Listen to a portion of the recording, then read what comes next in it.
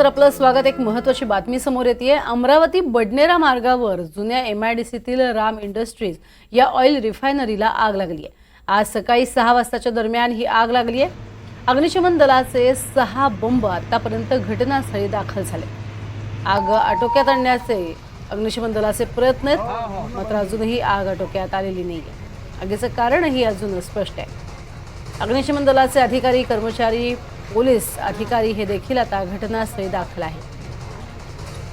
सकाळच्या सुमारास ही आग लागलेली आहे।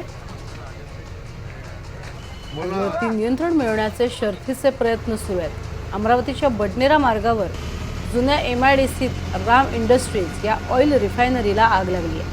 त्यामुळे आग आटोक्यात आणणं हे प्रचंड जिकिरीचं आहे। त्यासाठी अग्निशमन दलाचे प्रयत्न सुरू आहेत। आज सकाळी 6च्या दरम्यान ही आग लागली आहे आणि एकूण 6 बंब या ठिकाणी दाखल झालेत। त्यामुळे आगीचं स्वरूप हे प्रचंड आहे, रौद्र आहे, कारण ऑइल रिफायनरी आहे।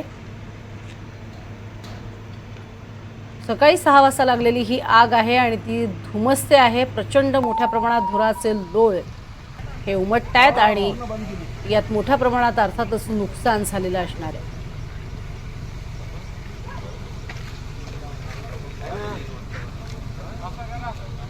अधिक माहिती घेऊयात। शुभम आमचे प्रतिनिधी आपल्या सोबत आहेत। शुभम, काय अधिक माहिती? 6 बंब बोलवावे लागलेत। सर, प्रज्ञा ही खरं तर शेंगदाणा तेल तयार करणारी कंपनी आहे।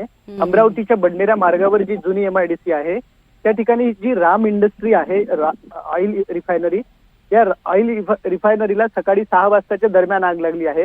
अग्निशमन विभागाचे 6 बंब घटनास्थळी आहेत। या बंबांच्या माध्यमातून आग विझवण्याचा प्रयत्न केले जात आहेत।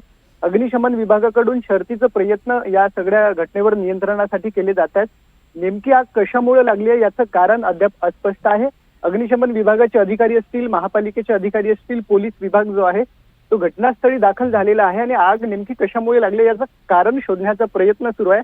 मात्र शेंगदाणा तेल असेल, सरकी असेल किंवा इतर गोष्टींचं जे कंपनीचं आहे मोठ्या प्रमाणात नुकसानाची माहिती समोर येते। अगदी ज्वलनशीलच वस्तू आहेत सगळ्या, त्यामुळे मोठं नुकसान हे कंपनीचं होणार आहे।